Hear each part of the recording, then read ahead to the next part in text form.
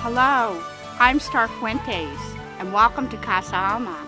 This is Ra, my bird, and Bosco, and Merlin. I hope you enjoy Conversations with Starr. Remember, there's a certain piece in there that is perfect for you. And as you grow and change, review the video again, because another piece will be perfect for you.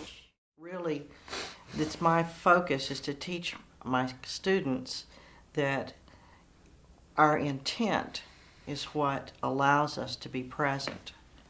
And there are times when they cannot watch that wave of energy because it's down and they don't see it. But it's very hard for new students to understand that. And the students who experience and practice will eventually become the healers and the master healers. And the new students who have intentions of being healers will get through that. The new students who are just playing around won't. And only time and practice will tell you that. As healers and master teachers, we're here to give people an experience. We're not here to comfort them when they go through these experiences. We're not here to give them an understanding. Understanding is the booby prize. I don't understand how my refrigerator works. I really don't care. As long as I can put my water in there and it's nice and cold and Jell-O can make and my dairy products don't spoil, I know the function. And beginning healers strive for understanding. When you become a healer, you know that it works, you know that it functions, you know the energy goes through, so the questions for understanding are not so important. My measure of when a beginning healer becomes an intermediate healer is the moment they stop asking questions about understanding the process. When you know, the questions change to, Starr, when you know that this and this is happening, what follows next, or what's the ABC of it? They're not asking me why. And that's a good place for you to discern when the beginning healers have become intermediate healers. And breathe. During the times that we spent a long time here, the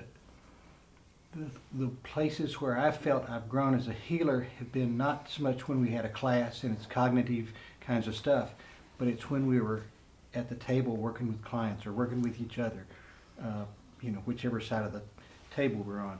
But it's the experience. The caught teaching, not the taught teaching. Exactly. Yeah, and that's neat.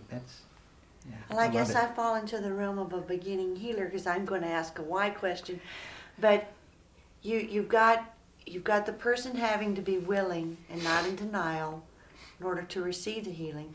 You've got the healer having to have the right intention and not ego going on. But if everything is perfect, how do you know, or is it important to know whether or not this person is predestined to have to deal with this, or if this is an issue where they would go into tense touch and try to figure out what is causing this? It's really not important to know. What is really important to do is to do your job. And I have had people who were so willing, so ripe, had written 10 metaphysical books underneath my hand and told me how fast and how quick they're going to heal, and zero has happened. And I had people dragged in here kicking and swearing and cursing and have had them heal in 5 minutes. Sometimes it's not about the intention and the willingness. Sometimes it is about just doing my job. And my job is to run and provide energy from source through me. It is not my job to decide whether they're willing, whether my intention is good enough. My job is to do my job as a healer. I don't make decisions about who's going to heal. But would you recommend that one pursue trying to figure out where this illness is coming from? No. One may pursue in giving the client the solution or the original cause of their healing, but for you to sit and figure out why all of your clients are sick and how you can fix them is an ego question, because Source God fixes them. And if you just mention their name, synchronicity or Source will give you answers. And we're back to doing things. and then you start doing again with your clients. And like Pat says, when he feels right there, when he's just right there, he can do the techniques. But when he starts planning it, same thing. When I start filling out tons of paperwork about each client and their whole background, I lose it. Healing is a now time adventure. Anything else? Can I add something to that? Yes. Kimberly, we were here for 30 days for a long class training, and it was a grind. I mean, it was really grueling. We got up in the morning at, 6:30, Art? And we went until 11:30 at night. And that was when you could unwind and go to bed and crash. And in between all the classes and the work we did with each other, people came to be healees, and this room was full of tables, and people were laying on it, and there were tables out on the porch and tables on the patio, and it was hot. It was September, and it was still very hot, and it was very irritating for all of us. We were bumping up against each other and rubbing each other and just, constantly into it. And there was one point where I thought, I've had enough of this. I could scream. And I came in the house one Sunday, and there must have been about 16 or 18 people here to be healed. And I had just suddenly the overwhelming realization about, God, what an absolute miracle that all of this happens just like that. And all these people can show up, and Starr has all this wonderful stuff that she's learned all over the world, all these techniques and what she's gone through to get it. And she's been gracious enough to share it with us, plus open up her home and let all these people come in here to be healed for nothing. And I get to be a part of that. Mm-hmm. And I was able to stand at the table and work all day that day. And it was like, whew, wow. So what happened for her is she shifted from ego and personal comfort into state of service. And those peak experiences happen in a second. And for her, she remembers how hot it was and how whatever it was. I don't remember it that way.